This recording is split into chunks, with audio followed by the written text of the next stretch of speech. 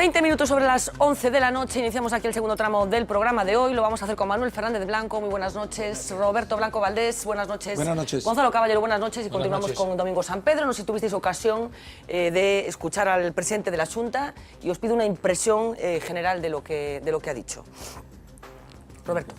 Yo mismo.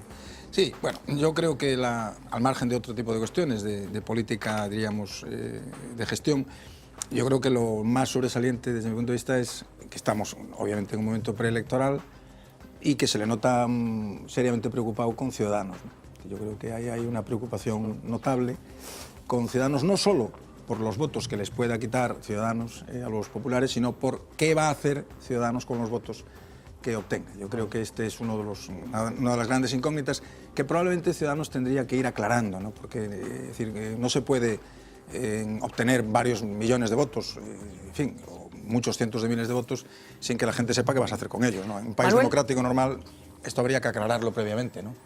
Sí, creo que la línea fuerte del núcleo de todo lo que comentó es eso.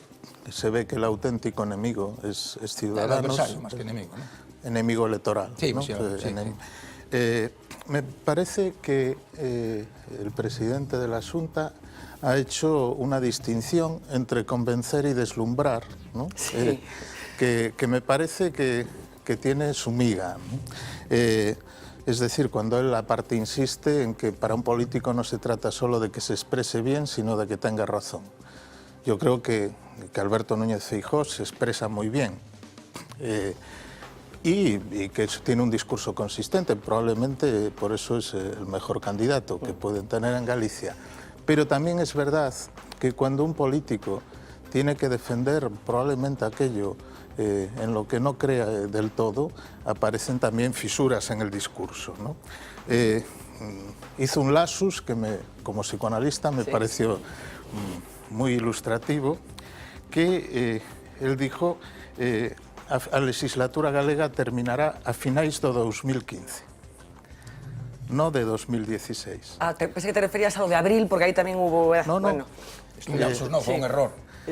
No, desde el ¿Tú punto también de te diste cuenta? desde el punto de vista vale, del sí, ya recuerdo. discurso, Vale. del Fue un discurso lapsus. común Vale, es vale. un error. Sí. Desde el punto de vista del psicoanalítico. inconsciente, tal vez es un lapsus. Bueno, viniendo Porque contigo al programa hay que estar con pies de plomo, porque nunca sabe uno dónde, lo que vas a sacar, de qué hilo vas a tirar. Es decir, ya uno viene con cierto miedo. Dice, a partir de ahora no quiero venir con Manuel. Con Manuel no quiero venir. No, ahí es que... Vamos a ver, probablemente, lo sé, Roberto. Probablemente todo se decida el 20D. Claro. Es decir, que evidentemente todo está condicionado a esto. Luego, me parece que desde el punto de vista personal, cuando Alberto Núñez Feijóo dice que actualmente se ve más útil, pero que confía en que no sabe o que duda, y que la pregunta que realmente tiene que responder es si el pueblo gallego piensa que ahora es más útil, que dice que esa es la auténtica cuestión para decidir su futuro político. Yo le diría una cosa con total humildad, ¿no?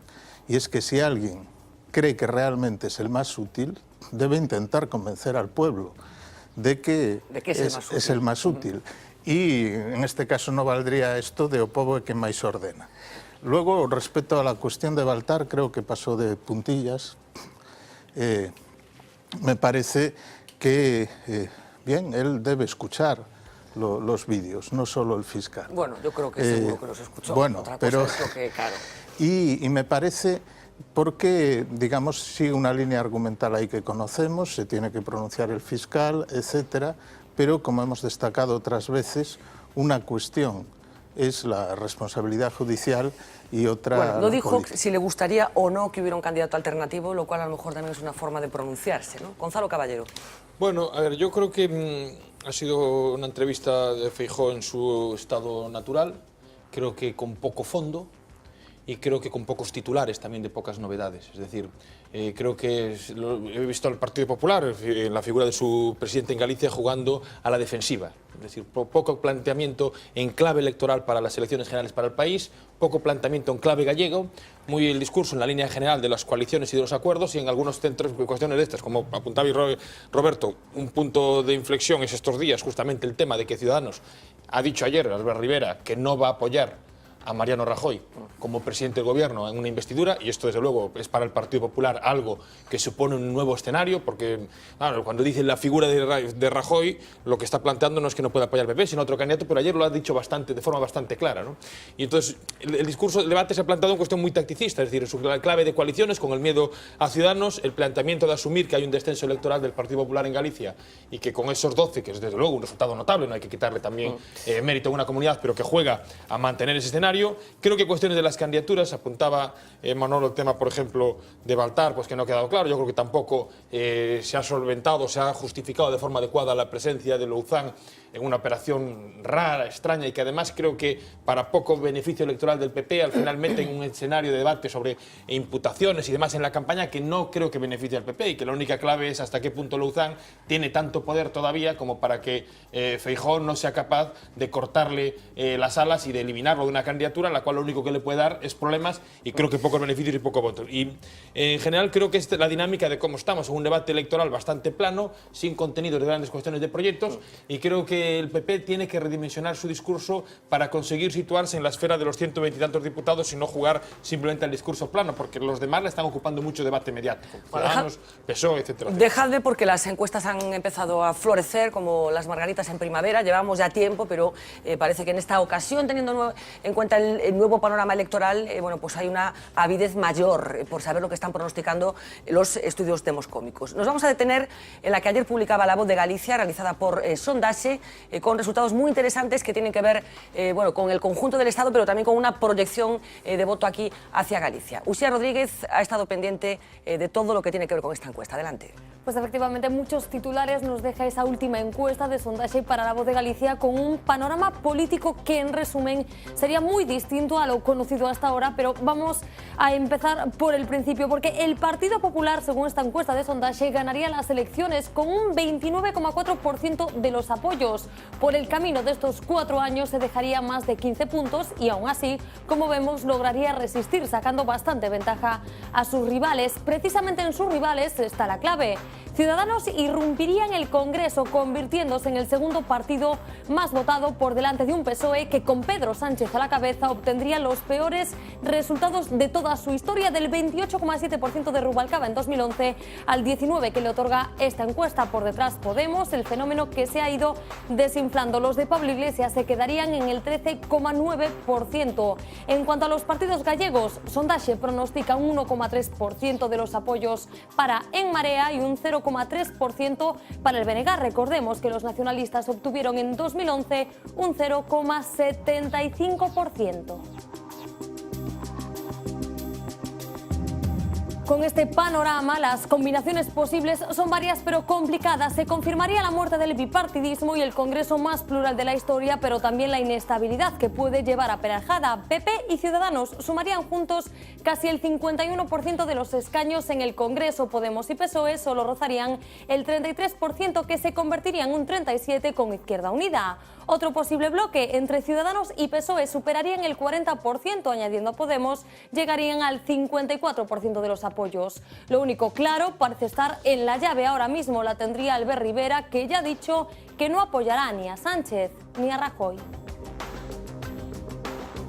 ¿De dónde salen los votos de los nuevos? Esa es una de las grandes preguntas, aunque lo primero que tenemos que tener en cuenta es el altísimo número de indecisos que hay, sobre todo en estos momentos, en las filas de populares y de socialistas.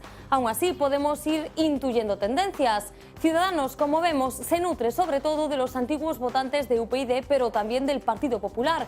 El 19,6% de los que en 2011 apoyaron a Rajoy ahora se decantarían por Albert Rivera. Hay otro 10% que les llega del Partido Socialista. Si ponemos el foco, la lupa, en los que ahora apostarían por Podemos, nos encontramos con que su principal caladero está en Izquierda Unida. De los socialistas proceden 14 de cada 100 de sus actuales votantes. Y una última pregunta que también nos desvela esta encuesta de sondaje. ¿A quién votarían los gallegos? Porque aquí en Galicia, y a pesar de carecer prácticamente de infraestructura, Ciudadanos lograría también irrumpir como segunda fuerza. El Partido Popular se mantendría en primer lugar, pero protagonizaría un fuerte batacazo, perdiendo casi la mitad de los apoyos, aunque para batacazo el socialista, que se quedaría relegado a la cuarta posición. En Marea, la coalición de Anova, Esquerda Unida y Podemos alcanzaría el 12%, muy por delante del BNG, que esta vez, bajo la papeleta de Nos Candidatura Galega, se quedaría con el 3% en intención de voto directo. Pues esta es la radiografía menos de un mes de las elecciones y siempre teniendo en cuenta ese altísimo porcentaje de indecisos. Bueno, pues efectivamente, muchas cosas que parece indicar esta encuesta, de las muchas que se están haciendo, con porcentajes de voto, teniendo en cuenta el número de encuestas que se han realizado, muchas cosas diferentes a las que solíamos ver en el Congreso de los Diputados. Y yo no sé, Roberto, qué es lo que te parece más llamativo, más diferente, bueno, y que crees que va a permanecer más fijo de aquí al 20D. Bueno, yo creo que lo más importante de la encuesta es que confirma lo que otras encuestas han venido apuntando desde hace ya muchos meses, ¿no? Y es que el formato de dos partidos que ocupaban entre el 89 y el 95% de los votos, perdón, entre el 89 y el 95% de los escaños ha quebrado. Es decir, que esto no va a ocurrir y que los dos grandes partidos pues van a estar muy lejos de los peores resultados históricos que obtuvieron. Es decir, que en el tránsito del felipismo al aznarismo, el Partido Socialista obtiene 151, 152, el Partido Popular 143 o 142, y al revés en el 96, ¿no? Y por tanto, bueno, pues claramente vamos a estar por debajo de eso. Es decir, entre los dos grandes partidos probablemente no van a ser capaces de alcanzar los 250 escaños, y esto es una novedad absolutamente extraordinaria, ¿no? Yo creo que la encuesta confirma que entran en el Congreso con mucha fuerza Podemos y Ciudadanos. No sabemos cómo va a operar el sistema electoral, porque yo no me canso nunca de decir que el sistema electoral juega. Es decir, que en esta partida las reglas del juego tienen una importancia extraordinaria. Por lo tanto, uno puede obtener un montón de votos y luego sacar muchos menos escaños, porque hay 36 distritos en España que no son proporcionales, donde no hay proporcionalidad prácticamente, son muy poco proporcionales, ¿no? Pero en todo caso, claramente, los dos grandes bajan y van a obtener en conjunto un número de escaños que está muy por debajo de los que han obtenido, diríamos, desde el año 82, para entendernos, desde que Felipe González sacó 200 y pico y el Partido Popular 100, y que van a entrar con fuerza otros dos partidos. Yo me atrevería a apuntar otra tendencia que a mí me parece que es relevante, y es que el Partido Socialista está en una situación dramática, ¿no? ¿Por qué lo digo?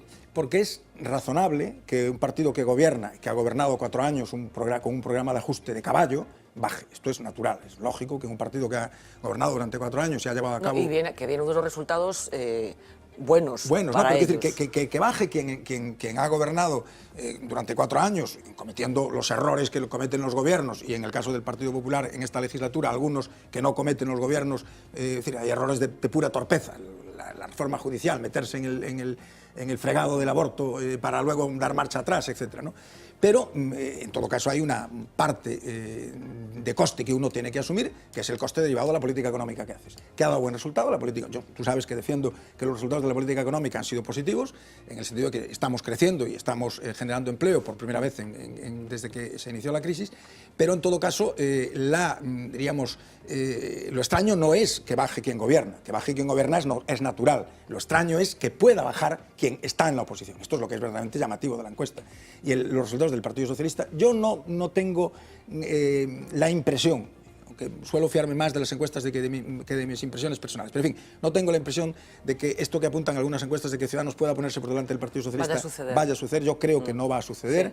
Puede ser que se acerque en número de votos, pero yo creo que en escaños esto no va a suceder, por lo menos no va a suceder en la medida en que las encuestas lo apuntan, pero sí que creo que es muy significativo que el Partido Socialista esté en la situación que está. Yo he estado el jueves y el viernes en Cataluña, en Barcelona, hablando con gente que procede básicamente del entorno del PSC, de Izquierda Unida, de Iniciativa por Cataluña, colegas, y todos coincidían en que el resultado del PSC iba a ser muy malo. muy malo. Y un PSC y un mal resultado en Cataluña Un condiciona mal resultado todo en Cataluña para el condiciona PSOE. todo el juego de equilibrios Claro. para el Partido Socialista, porque el Partido Socialista en las elecciones de 2004 y 2008 Claro. gana las elecciones en Cataluña. Es Cataluña. decir, el diferencial Claro. que le permite gobernar es Claro. Cataluña. Y en estas elecciones, lo veíamos en la encuesta, pero hay otras encuestas que lo confirman, el Partido Socialista puede incluso bajar de su mínimo histórico. Yo creo que esto es una muy mala noticia para el conjunto del país.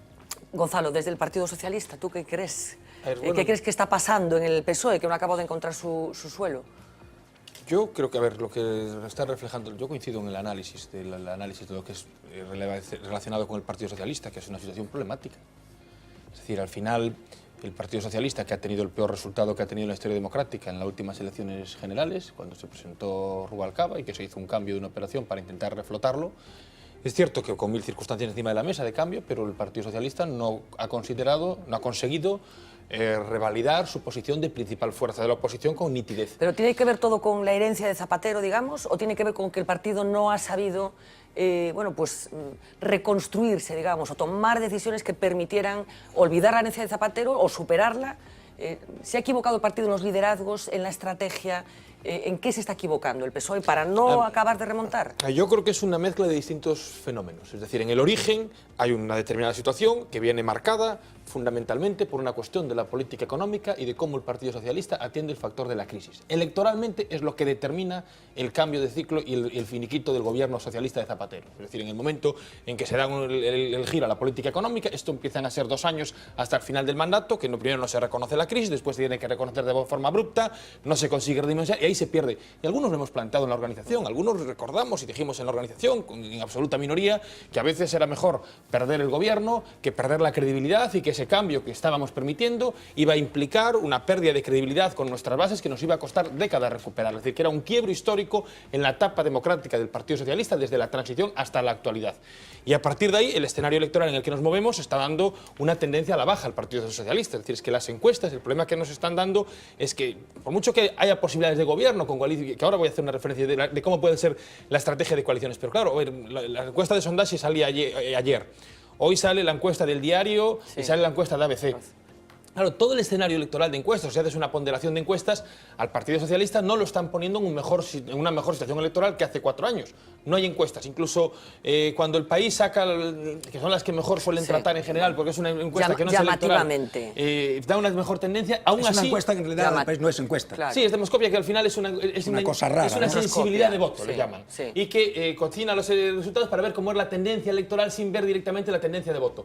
Y en esas encuestas también es cierto que el Partido Socialista no remonta de la situación partida. Entonces, ¿esto en qué va a verse con gravedad? Es decir, que al final estamos viendo quién juega la segunda posición política. Yo creo que el Partido Socialista va a ser la segunda fuerza política en el país. Creo que va a serlo. Creo que el Partido Popular lo va a ganar. Creo que, además, lo que dice Roberto es cierto, que puede haber por primera vez una divergencia en las grandes fuerzas políticas entre el número de escaños y el número de votos. Es decir, incluso pudiese ser, que es lo que ayer decía Sondage, que Ciudadanos pudiese sobrepasar al Partido Socialista en votos, pero que nunca lo haría en escaños. Yo creo que tampoco lo va a hacer en votos. Creo que sí lo puede hacer en algunas circunscripciones importantes. Por ejemplo, el Partido Socialista en la circunscripción de Madrid puede tener dificultades graves. Ayer me comentaban... En la circunscripción de Barcelona, claro, Ciudadanos Cataluña, va a ser probablemente segunda fuerza política. Pero el PP también se va a ir en Barcelona a 3 diputados. En Madrid va de número 7 Madina. Y ayer me decía un amigo, me hablaba de fuentes internas del Partido Socialista, que temen, que no salga. Algunos temen, algunos están frotando las manos. Es decir, que claro, esto de la política es así, ¿no? Pero para que hacer temen que no sacan 7. En todo caso, al margen de la cuestión específica, es decir, que nos estamos moviendo en una horquilla de escaños que puede ir de 90 a 110. Sí. El problema con estos resultados, y lo que digo en clave de país, por eso yo creo que al final las elecciones tienen que dar estabilidad. Y el problema es que configurar con una segunda fuerza, que si es el Partido Socialista, y el Partido Socialista no es la primera fuerza política del país, y fuese segunda fuerza, con una base parlamentaria en el entorno de los 100 diputados, es muy, muy difícil configurar una mayoría con una alianza de coalición. Es decir, intentar sumar, no llegarían desde luego 2, harían falta mucho más, pero ya de partida, en un parlamento con 350 parlamentarios, sería un grupo muy reducido. En todo caso, esto de la política le puede pasar a cualquiera, porque el Partido Popular, que le están dando las encuestas, la de Sondage ayer le daba el 29, el 26, se va a mover en una horquilla, según dan las encuestas, de 120, 130 diputados. ¿A quién crees que le va a sentar mejor la campaña? Las últimas encuestas lo que están demostrando es que en todas las encuestas, para ser preciso, analizando las encuestas, Lo único que dicen las encuestas de sobre quién mejora es que todas las encuestas recientes que han salido muestran que el Partido Popular, desde 6 décimas en algunas encuestas a varios puntos en otras, ha mejorado en las últimas semanas. Lo cual hay que vincularlo probablemente a la cuestión catalana, a la cuestión también de la política internacional con el yihadismo y demás. Pero también es cierto que en estas semanas el Partido Socialista ha mejorado en algunas encuestas. Es decir, que en estas, esa política es decir, que por una parte se ha criticado mucho hasta qué punto el Partido Socialista tener con el Partido Popular una relación de cordialidad o por lo menos de pactos de Estado en el tema catalán. No le ha perjudicado, sino que le ha beneficiado. En estas últimas encuestas no se ha puesto que el partido no le da para superarlo, pero desde luego le ha perjudicado terriblemente. No, yo quería apuntar una cosa solo en relación con la pregunta que le hacías a Gonzalo respecto de por qué el Partido Socialista está en esta situación. Yo creo que hay dos factores, yo coincido con Gonzalo absolutamente, como es obvio, en que hay una multiplicidad de factores que convergen en esa situación, pero yo creo que hay dos factores muy importantes. Primero, Zapatero da un giro histórico en el Partido Socialista hacia el centro-izquierda, hacia la izquierda. O sea, el Partido Socialista era un partido con Felipe González que se sitúa claramente en el centro, que compite en el espacio de centro, que es donde gana las elecciones, y él decide competir en la izquierda, y el problema es que le ha surgido un competidor por la izquierda, porque si uno suma los votos del Partido Socialista y de Podemos, no son pocos votos, son muchos votos, son muchos votos. Lo que pasa es que ellos están compitiendo en un espacio donde compiten peor. Y luego yo creo que hay un elemento clave. Yo tengo la impresión, y estoy firmemente convencido de eso, de que la imagen de Zapatero acaba los 8 años de gobierno absolutamente devastada. Pero no ahora, ¿no? No, bueno, ahora, en fin, yo creo que incluso ahora, yo creo que hay mucha gente que no es sospechosa de ser antisocialista, que cree que los 8 años de gobierno Zapatero han sido terribles para el país. No, acabo ya. A ver. Y el problema es que yo creo que se ha elegido un perfil de candidato que es una repetición de Zapatero. Es decir, Pedro Sánchez es un Zapatero bis. Es decir, no es el candidato que el Partido Socialista necesita. Yo creo que tiene las mismas debilidades y no tiene algunas de las escasas fortalezas que tenía Zapatero. Por ejemplo, Zapatero al principio resultaba muy simpático, venía, claro, de una época además en que era fácil resultar simpático compitiendo con Aznar. O sea, compitiendo con Aznar, resultar simpático es fácil. Pero ¿tú crees que es Zapatero bis? No, no lo creo. Pero quería decir, porque no sé si yo me expresé mal o Roberto contestaba otra cosa, yo creo que no quiero precisarlo. Cuando yo decía que el Partido Socialista hizo un giro, no quiero decir que hubiera hecho un giro hacia la izquierda, ni mucho menos, porque eso lo digo yo, puede gustar a alguien o no, pero electoralmente funcionó. Es decir, el giro político que hizo Zapatero en cuestiones del eje político, pues como cuestiones como la ley de memoria histórica, eso electoralmente hubo unas elecciones generales que le refrendaron y le permitieron el gobierno. En ese escenario, el Partido Socialista no tenía problema, jugando en la izquierda y jugando incluso más a la izquierda. Claro. El problema viene cuando rectifica la polología económica por la crisis hacia lo que le manda Europa, Gonzalo, olvidándose de todo lo que era el discurso propio. Porque no tenía un competidor en la izquierda. Bueno, pero estaba el del PP. Es decir, que bueno, pero efectivamente no existía Podemos. Y después sobre la otra cuestión, yo no digo que... yo no creo que el problema... Es decir, no digo que Pedro Sánchez sea el mejor candidato del mundo, pero tampoco creo que sea un problema de perfil solamente del candidato. Es cierto una cosa, que el candidato de Ciudadanos, visualmente, porque yo creo que en el fondo tiene muchas debilidades, juega bien, es decir, Albert Rivera es un candidato que cae ágil en los medios y esto le está permitiendo entrar en escenarios. Pero yo no creo que Pedro Sánchez, sin ser el mejor candidato del mundo, y yo lo he dicho en algún momento, yo no apoyé a Pedro Sánchez de las primarias, creo que desgraciadamente el problema no es solamente la figura de Pedro Sánchez, sino que es más de fondo y de posición histórica. Dejadme que me faltan Domingos y Manuel. Una cuestión nada más para que la gente sepa, no es que sea profundidad programática, pero siempre es interesante saber qué eslóganes utilizan los diferentes partidos en función de la convocatoria electoral. Hoy hemos conocido dos, se han confirmado dos de ellos, el del Partido Popular y el de Podemos. Vamos a ver primero el de la formación conservadora, que ha en realidad desplegado su mensaje cenital en 3 eslóganes distintos que vamos a ver enseguida a través de un cartón que van a proyectar nuestros compañeros y que son los siguientes. España en serio, como que hasta ahora estábamos un poco de broma. Este es el central, digamos, el que van a utilizar de una forma más continuada, pero tienen otros 2 subeslóganes que vamos a ver también sobreimpresionados en la pantalla. piensa sin prejuicios, 30 días, 30 respuestas, sí, hablando en serio, recurriendo una vez más a esa palabra serio, seriedad, que tienen claro que es lo que ellos quieren transmitir para tratar de distanciarse, bueno, pues de otras formaciones políticas que ellos consideran que están jugando a hacer experimentos. Decía que también Podemos ha presentado su eslogan y este ha sorprendido a alguna persona porque hay una apelación muy evidente a la unidad de España. Vamos a ver si vemos ese eslogan del partido Violeta, que como decíamos también hemos conocido hoy. Un país contigo, con el apellido lógicamente de Podemos. Manuel. Bueno, yo creo que sí, que el PP utiliza la palabra serio por dos razones. Una, porque es la que le garantiza la fidelidad de su electorado más firme, el que busca la estabilidad que se apunta a un discurso de no alegrías excesivas.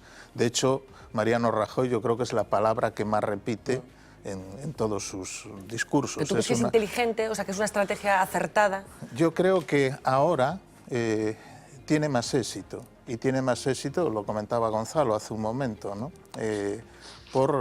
En realidad hay aquí algo realmente muy paradójico, ¿no? Yo creo que gran parte de la campaña del PP se la está haciendo el independentismo catalán y paradójicamente aquello que normalmente se dice que impidió el acceso de Rajoy a la Moncloa en su día, parece que ahora puede estar jugando a su favor, porque se está haciendo un manejo, yo creo, bastante consistente de la crisis del yihadismo. Domingos. Perdón. Simplemente una cuestión, lo de los candidatos.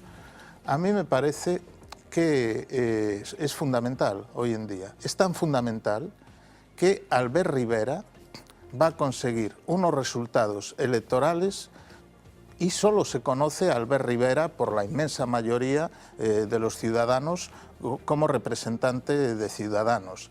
Hoy mismo en La Voz de Galicia se hacía notar una cuestión que me parece especialmente ilustrativa. Resulta que, por ejemplo, no hay sedes de Ciudadanos, ni siquiera probablemente en las principales ciudades gallegas, que en la página web, si uno llama, hay un móvil y dice de 9 a 2. Entonces, que esto es algo nuevo en política. En su día, de algún modo, Podemos representó algo similar. Es decir, la posibilidad de una emergencia de un partido con una capacidad electoral enorme. Y eso se basa en el líder. Yo creo que el líder es absolutamente fundamental. Uno puede tener un partido sin sedes, como en su día lo tuvo Podemos, pero no sin un líder. Y Pedro Sánchez es un líder bastante inconsistente. Bueno, enseguida nos vamos a ir a Bruselas para que una gallega que reside allí nos cuente qué está pasando en estas últimas horas tan extrañas, tan surrealistas que está viviendo la capital de Europa. Te pido enseguida tu opinión, pero déjame que introduzcamos un argumento nuevo que tiene que ver con aquello que se conoció por CiU y que va avanzando hacia un territorio ideológico llamativo. Hemos sabido ya que, en estos momentos ya no existe CiU, es Convergencia Democrática de Cataluña. Sabemos también que se van a presentar a las elecciones del próximo 20 de diciembre con un nombre diferente, Democracia y Libertad, y sabemos también que tienen la pretensión de refundar el partido, de hacer un partido nuevo, que hoy el número 2 de esta formación política al Senado por Barcelona dijo que pretende ubicarse en la bisexualidad ideológica. 15 años después de coger sus riendas, Artur Mas comienza la disolución de Convergencia Democrática de Cataluña y anuncia sus planes para el 2016. A florir un arbre en aquest país en forma de partit polític probablement nou. Partido nuevo, nombre nuevo aún sin desvelar. Lo que está claro es que tras los escándalos de la familia Pujol y tras los registros y detenciones en el partido por el caso del 3%, Mas y los suyos quieren un cambio. No se trata de refundar el partido, sino de fundar un nuevo espacio político. Atrás quedan las siglas CDC, como quedaron las de CiU hace 5 meses. Veo que el nuevo Estado y el nuevo sistema de Estado lo quiere montar con un partido antisistema como es la CUP. Bueno, pues es la crónica de una muerte anunciada, ¿no? Artur Mas se ha llevado por delante a su antiguo socio de gobierno, se ha llevado por delante a su propio partido. Convergencia no estuvo en las papeletas del 27S, tampoco estará en las del 20 de diciembre. Democracia y Libertad es el nombre que agrupará a los convergentes en las elecciones elecciones generales. Al frente, Francesc Homs. Se repiten las caras y se mantiene el objetivo, el proceso independentista, pero será con un nombre distinto al que se ha usado durante 41 años. Bueno, pues como les decía, Carles Campuzano, número 2 al Congreso, no al Senado por Barcelona, que ha escrito hoy que la antigua CiU se convertirá en un partido bisexual, que combinará, esto es lo que quiere decir según ellos, bisexualidad política, el liberalismo económico y la justicia social. Y vemos la fotografía con la que ilustra esa novedosa teoría política, Domingo San Pedro, que no sé qué te parece. Bueno, pues a verdad que é bastante innovador, non? Eu penso que esta convergencia como partido liberal catalán e liberal nacionalista quedou desdibuxado, non, en todo este proceso. O seu propio electorado posiblemente este nalgúnha medida, non sei en que proporción, pero tamén enrabietado con algunhas decisións e compañeiros de viaxe que se buscaron e, por tanto, supoño que sacan unha idea novedosa para intentar reconectar electoralmente coa súa base, non? Hai que ver en que acaba a experiencia. Sabemos de momento a outra... Pero de verdad que nos parece muy extravagante esto de la bisexualidad política. Es queer, es la teoría queer. Los teóricos queer rechazan cualquier tipo de adscripción por limitadora, porque constriñe cualquier tipo de adscripción sexual, ideológica, racial.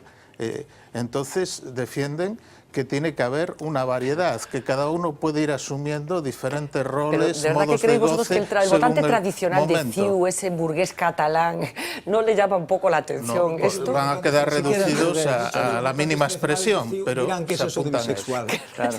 Preguntarán qué es eso de ser bisexual. No, vamos a ver, yo creo que Artur Mas es un perfecto ejemplo de cómo un idiota, redomado, puede llevar a un país al desastre. Es decir, que Artur Mas es un irresponsable, pero además de ser un irresponsable es un idiota. Es decir, porque las cosas hay que decirlas con claridad. Dices, hombre, es que lo estás insultando. Bueno, pues efectivamente lo estoy insultando. En este caso yo creo que estoy describiendo la realidad. ¿Por qué un idiota? Porque es un individuo que su gran, digamos, background político es haber convertido una fuerza política importante en nada electoralmente, en una fuerza política irrelevante, que depende además cada vez de partidos que están más a la izquierda y que son más radicales, ¿no? Por tanto, lo más dramático no es el hecho de que haya un líder político irresponsable que lleva a un país al desastre. Lo más terrible, lo más inconcebible, lo más difícil de entender es que el país le siga hacia el desastre. Esto es lo que a mí me resulta difícilmente comprensible, que la sociedad catalana no haya caído ya en la cuenta de que este individuo es un individuo que no merece ningún crédito, que no se puede poner en manos de un individuo como él el futuro de un país de 7 millones de habitantes, de 7 millones, 6 millones, 7 millones de habitantes, 6 millones y medio, 7 millones de habitantes, que lo dirige directamente hacia el desastre, hacia la catástrofe.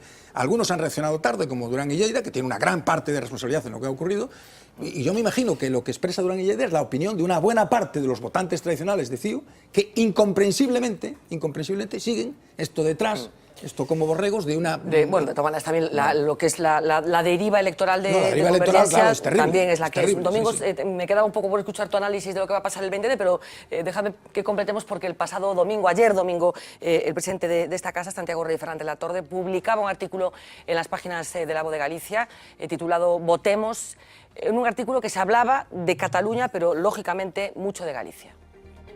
No es otra cosa más que destrucción y mesianismo delirante lo que se intenta fraguar en Cataluña. Una corta figura política incapaz de resolver los problemas más cotidianos de la sociedad, como la sanidad o la hacienda, oculta sus deficiencias como gestor público, erigiéndose en ridículo salvador de la nación, y empuja a su pueblo a rebelarse contra 40 millones de españoles que se han distinguido siempre por llevar la solidaridad instalada en el alma y dispuesta permanentemente en la nómina. No está solo en su locura, es cierto, ni siquiera la dirige él, lo utiliza y lo empuja un grupo minoritario que apenas ha obtenido el 8% de los votos. Lo empuja y lo mueve como una marioneta, como se ha visto en la esperpéntica y por 2 veces fallida sesión de investidura, donde no ha podido hacer más el ridículo, aceptando una a una todas las ocurrencias y todas las imposiciones que le hicieron, por más descabelladas que fuesen. Solo le han jaleado su locura un medio tan manipulado como la televisión autonómica catalana, puesta vergonzosamente al servicio del poder, pues para eso fue creada, y algún diario que tomó partido por la secesión y ha dejado de ser grande de España. Ahora, quizá tarde, se arrepiente y pide rectificación. Galicia corre el riesgo de pasar pasar inadvertida en el escenario autonómico español, de minimizarse en un momento en el que necesita el impulso definitivo que le haga salir de la vía muerta en que está. Como editor, asisto atónito a la pérdida de pulso de nuestra economía, de nuestra cultura, de nuestra política, y no encuentro razones para consentirlo. Vengo expresándolo así desde hace años en estas páginas y dejaré constancia de este largo empeño en un libro de próxima publicación. Pero mientras la discusión se enrarece, los actores políticos se escabullen. Han pasado del mundo de las ideas al de la indumentaria, con el único objeto de aparecer atractivos ante los focos. Han pasado del programa de trabajo en común al personalismo narcisista. Han pasado de la reflexión a los gritos. Han despreciado más la claridad y se han refugiado en la confusión. Y es hora de saber qué piensan, para qué nos piden el voto y qué harán con él. No se lo ponen fácil, por ejemplo, los dirigentes de Podemos,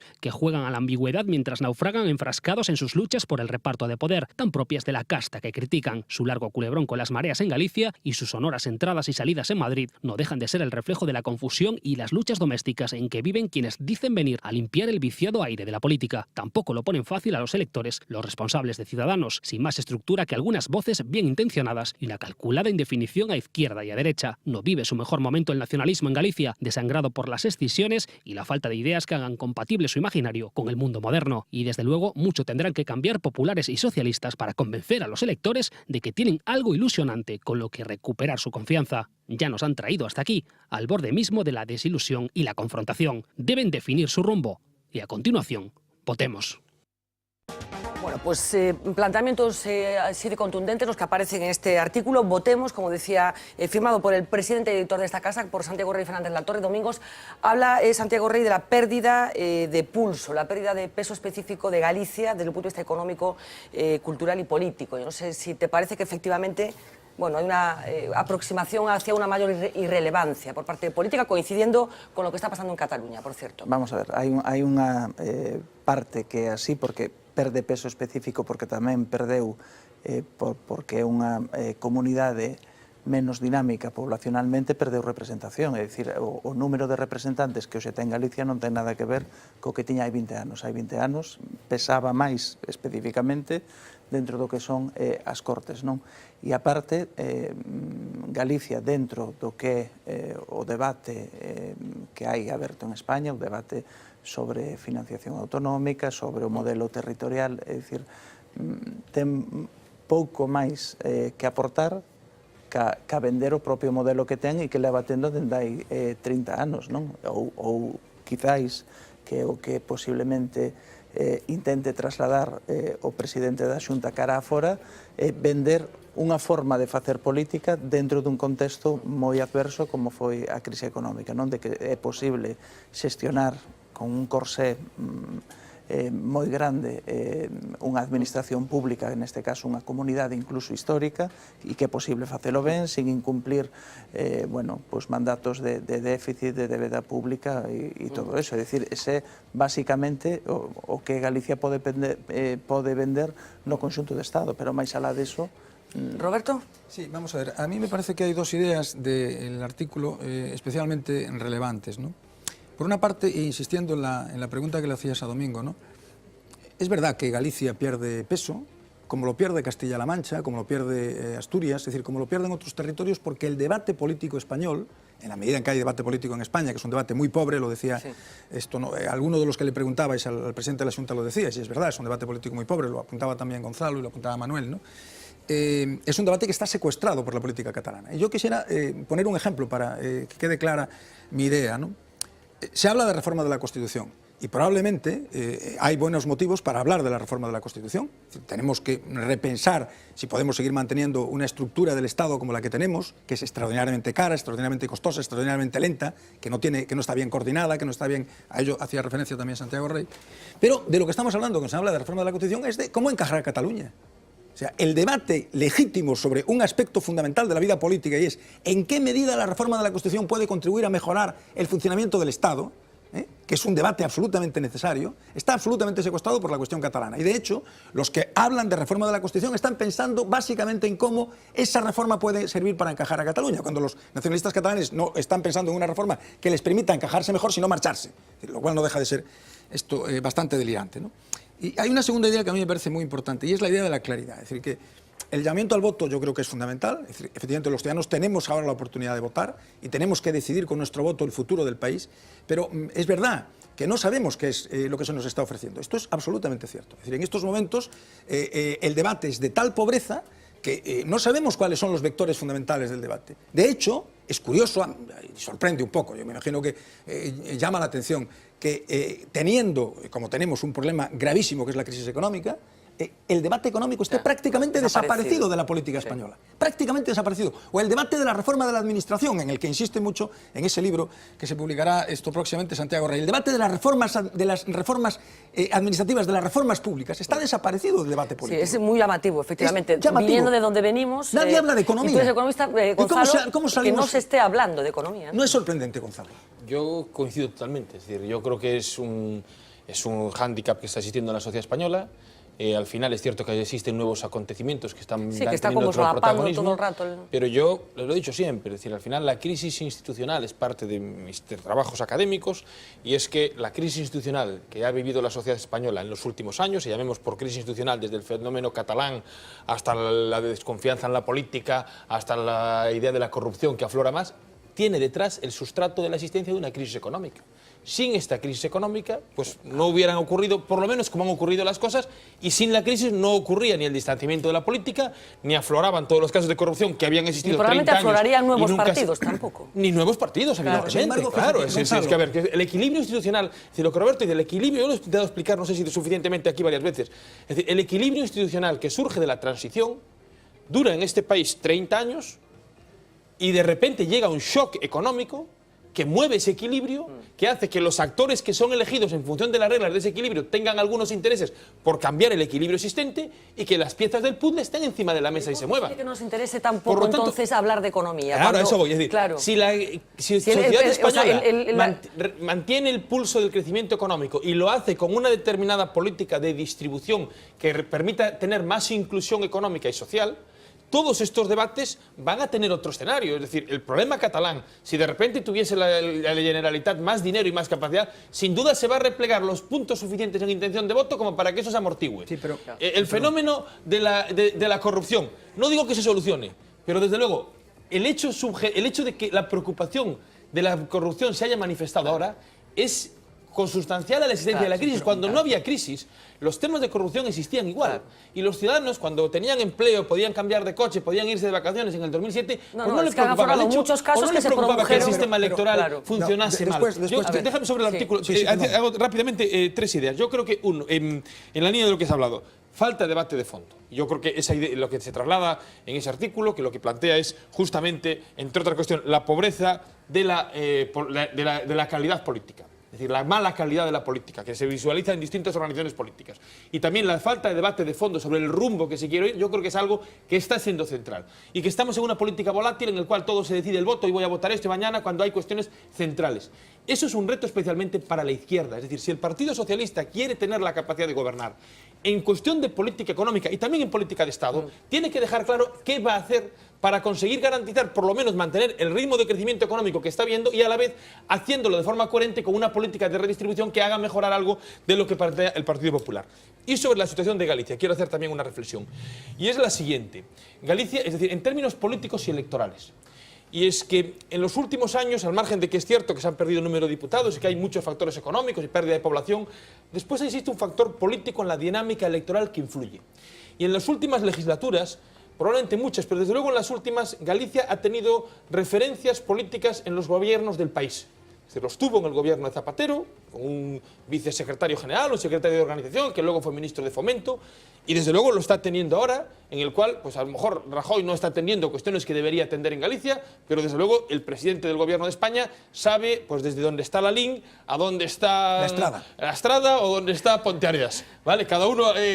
Pero, en el fondo, lo que yo estoy planteando es qué va a ocurrir en ese nuevo escenario de complejidad absoluta de coaliciones, qué peso van a tener en las distintas organizaciones aquellos diputados, miembros o élites políticas del territorio en la configuración de un próximo gobierno.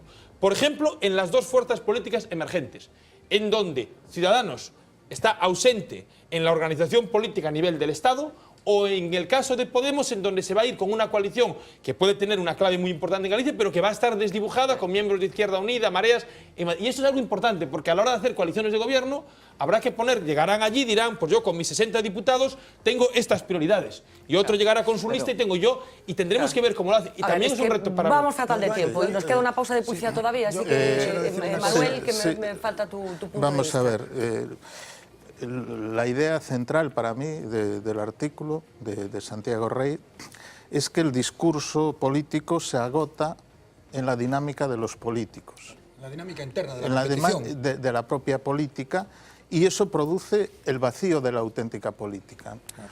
Hoy hemos tenido tal vez un buen ejemplo, ¿no? Santiago Rey dice, bueno, ¿qué va a pasar con la pesca? ¿Qué va a pasar con el sector lácteo? Hoy hemos tenido aquí al presidente de la Xunta. No se ha referido a ninguno de esos temas. Ha hablado de si para el Senado iba de suplente una imputada, al contrario que en las listas del PSOE, etc. Es decir, es un discurso que se autorretroalimenta, pero sin morder lo real. O bien se habla de eso, de estadísticas. Y a ese lugar lo que viene, lo dice también Santiago Rey en el artículo, es el personalismo narcisista, lo llama así, de los políticos, más interesado en la indumentaria, en la imagen televisiva, etcétera, que realmente en aportar o clarificar qué alternativas tienen para los problemas reales. Entonces, es casi una especie de mercadotecnia donde lo que se pierde es realmente lo que se va a hacer. Roberto, muchísima brevedad, que tenemos que hacer la última pausa y una conexión, como decía, con para Bruselas. completar la idea que antes... Yo coincido absolutamente con lo que dice Gonzalo, de que la crisis es el factor desencadenante de la crisis política, la crisis económica. Ahora bien, no nos equivoquemos, la crisis económica, la crisis política ha venido para quedarse, porque se ha roto algo fundamental en democracia, que es eso que se llama la suspensión voluntaria de la incredulidad. Es decir, la suspensión que los ciudadanos hacen voluntariamente de su incredulidad en los mecanismos del sistema democrático. Esto se ha roto. Y no solo se ha roto en España, se ha roto en España, se ha roto en Francia, se ha roto en Italia, se ha roto en Centro Europa, en muchos países. Es decir, que la crisis política ha venido para quedarse. Y o la administramos con inteligencia, con sentido del Estado, con responsabilidad, o la crisis se nos estallará entre las manos. Y yo me he cansado de decirlo. Vamos camino de Italia, que es un desastre político absoluto, un desastre político mayúsculo, un país dominado por la mafia. Vamos camino de eso. Es decir, que si no somos capaces de administrar con inteligencia la crisis política, que ha venido, insisto, para quedarse, y que hay que administrarla, no se va a acabar la crisis política. Es decir, esto no se soluciona cuando salgamos de la crisis económica. La crisis política se va a quedar aquí. Vamos a hacer, como decía, una pequeña pausa publicitaria. Enseguida regresamos. Lucía nos tiene que contar cosas. Lois Balado a través de su off the record también, pero queríamos hacer una pequeña conexión con Bruselas para que nos transmita el pálpito de una ciudad paralizada desde hace ya demasiado tiempo.